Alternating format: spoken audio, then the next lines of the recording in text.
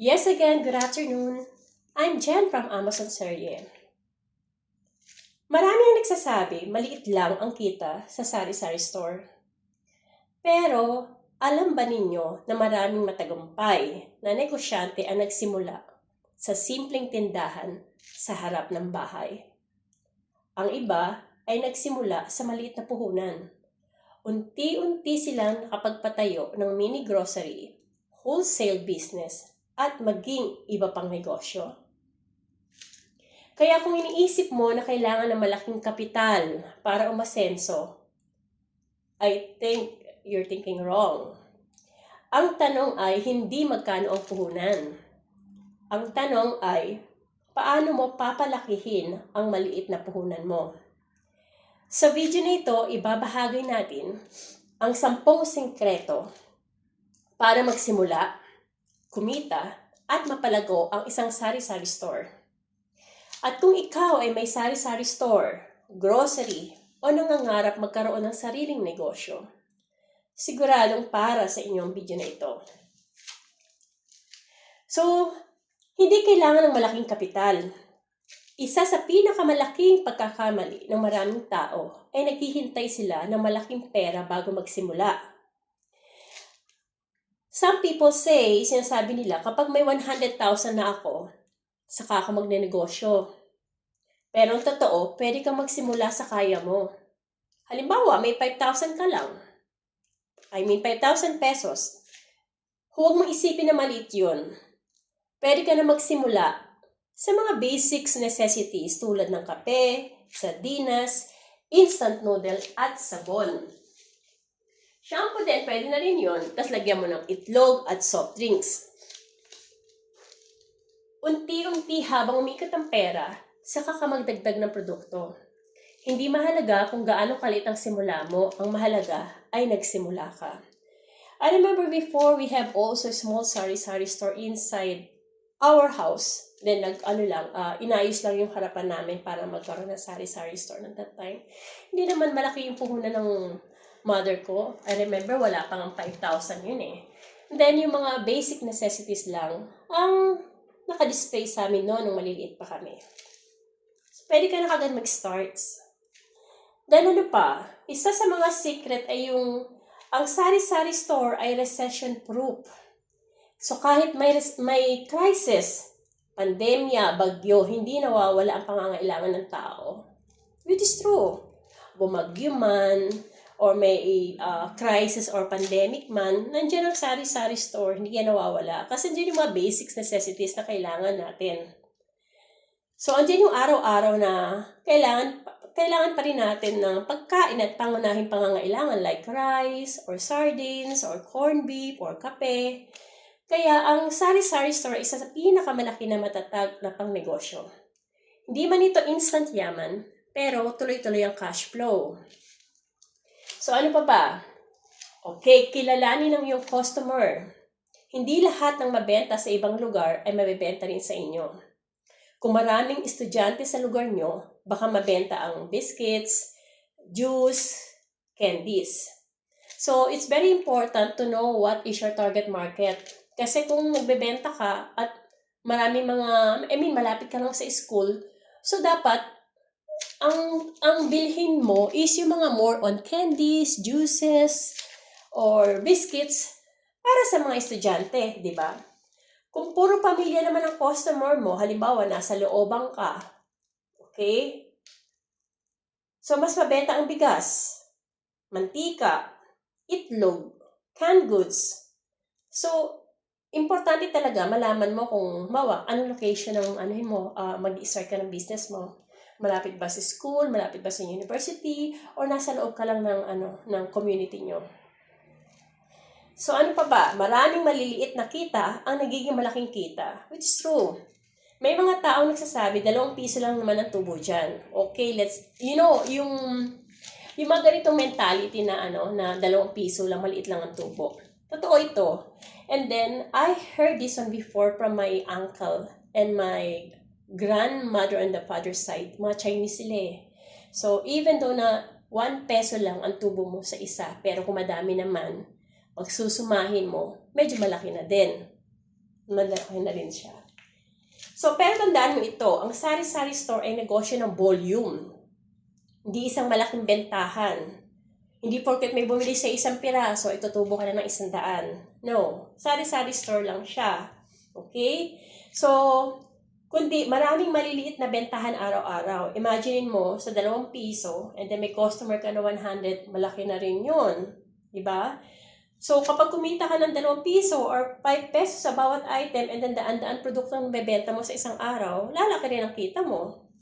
Maliit na tubo plus maraming benta equals malaking kita, which is true. Agree on that. Okay? Then ano pa ba? Huwag paghaluin ang pera ng negosyo at personal na gastos. So, ito ang dahilan kung bakit maraming negosyo ang hindi lumalaki.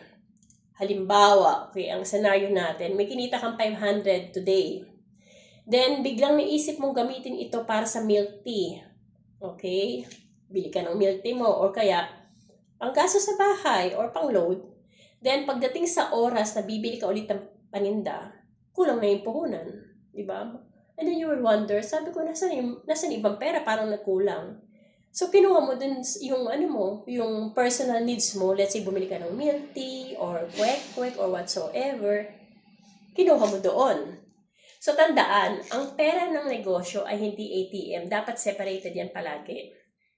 Dapat hiwalay ang pera ng negosyo at personal na gastusin, which is true. Which is sometimes also, ganyan ang nangyayari sa akin. Halimbawa, may nabenta ako, and then, nakakalimutan ko na. May bibilin din ako. Kukuha rin ako doon sa nabenta ko. And then may bibili ako ng, for example, may personal needs ko, which is wrong. Natuto din ako dyan. So once na, kung sakali lang, bawa, may kinuha ka, ibalik mo agad. Para hindi ka magkakaroon ng discrepancy kung bakit ganun yung perang nakuha mo. At least hindi ka rin, hindi ka malilito. Ang mas maganda dyan is i-take note mo lahat, maglista ka. Halimbawa, hindi mo naman kailangan pa yung kumuha ka ng para maglista dito. Ikaw na sa sarili mo mismo, pwede ka nang i-take note mo lahat. So, halimbawa, may notebook ka. Benta ngayong araw, today, ang benta mo today is 1,500. Ang gastos mo sa paninda is 1,200, so may 300 ka today. So, pag may record ka, alam mo kung alin ang kumikita at ang alin ang dapat bawasan. Hindi mo mapapalago isang bagay na hindi mo sinusukat, which is true. Diba? So, dapat meron kang records doon every day. As much as possible na every day, kung pwede mong mailagay lahat yung benta mo, mas maganda. Kasi, matatrack down mo kung alin yung fast moving and then kung alin yung hindi mabenta. Inventory yun. Importante rin mag-inventory. Check ka rin time by time, random check ka kung alin dito yung mga, makamamaya may mga expired products ka na. Diba? So, dapat yan, naka-systemize yung yung pag-merchandise mo. Okay? Then, ano pa ba? Mag-ingat. Yes, sa mga pautang. Isa sa pinakamalaking kalaban ng sari-sari store ay ang sobrang lista muna. Hindi masamang tumulong. Pero tandaan, negosyo ito, hindi charity. Hindi lahat ng umutang ay nakakabayad, which is true din naman. Pwede namang umutang, basta lang magbayad din on time kasi lalo na ang sari-sari store, maliit lang ang puhunan nila at maliit din lang ang tubo nila, pinaiikot lang din nila yon.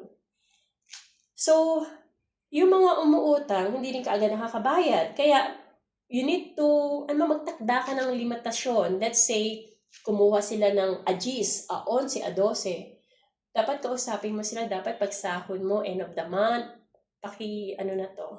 pakibayaran na to kasi you need to explain to them, pinapaikot lang natin yung negosyo. Then after that, let's say end of the month, wala pa silang bayad, you need to confront them in a nice way, diplomatic way na kailangan nyo na magbayad. Hindi pwede yung hindi pa sila nakakabayad and then after that, utang na naman sila ng bigas or something.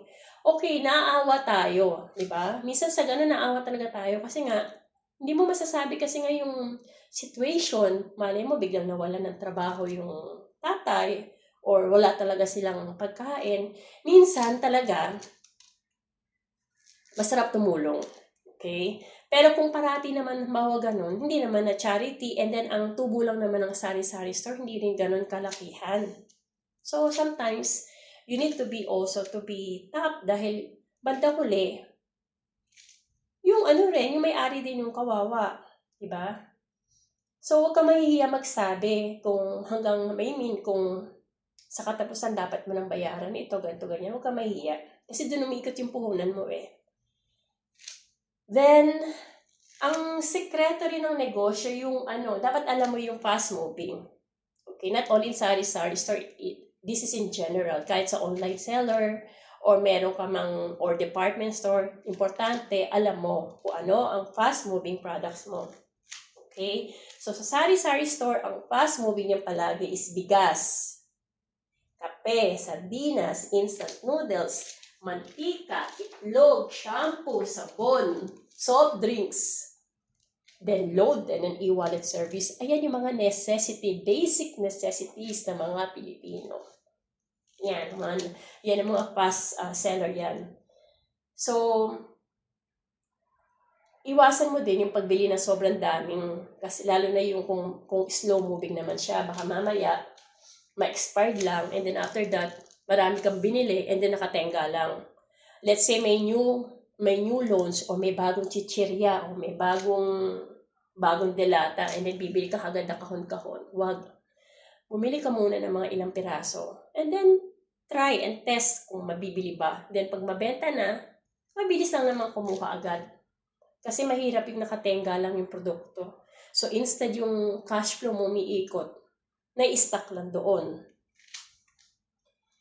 Then, alagaan ang mga suki at ang mga customer, okay? So, ang customer talaga ang tunay na yaman nating mga businesses. Kung wala sila, wala tayong business, which is true. So, always smile with them pag bibili. Kahit nauutang din, mag-smile pa rin kayo, tumawa pa rin kayo. Maging magalang. Hindi porket hindi bibili, for example, bibili sila, naka-smile ka. Ngayon pag-uutang na, nakasimangot ka na. Aniya, lista na naman, ganito, ganyan. Which is not good at all. Diba? So, be fair and be human. Kung lista man, okay lang yun. Nagbabayad naman sila, diba? Yun ang importante. And then, ang good also doon, know your customer. Anong pangalan ng customer? Siyempre, pagdating nila, tatawagin mo sila through name. So, dahil ang customer, pag yan, nasiyahan, yung nagkagaanan mo ng loob, yung trust niyan, pabalik-balik yan sa'yo. Kahit sabihin mo na ang sari-sari store mo, let's say, nandito ka, and then yung customer, doon pa nakatira. Kung tutuusin, meron namang sari-sari store doon malapit sa kanila, pero pupunta pa rin sa'yo. Bakit? Kasi, you gain their trust, and then nakagaanan ka ng loob nila. Kasi, minibigay mo yung good customer service para sa kanila. So, dapat talaga, maging matyaga ka. Then, ano pa ba? Ang business kasi hindi naman yan lumalaking bigla. Never. Hindi ito isang gabi lang. So, kailangan itong alagaan at paglaanan ng panahon, which is true. Lahat ng malalaking negosyo ay nagsisimula sa maliit. Yeah. So, additional ko rin sa customer service, importante yan. Okay?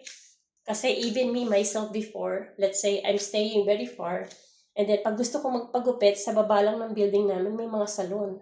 Pero ako, pumupunta pa ako, nagbabiyahe pa ako ng malayo. Kasi, pag doon ako, I felt at home doon sa salon na yon, di ba? So, kung tutusin, pwede na ako. Hindi ko na kailangan pang bumili ng petrol or gas para lang puntahan yung mga hairdresser doon. Kasi doon sa baba ng building namin, marami. Pero, because galing ng customer service nila, I feel at home, they gain my trust, kahit malayo pupuntahan ko yun. For sure, kayo din ganyan, di ba?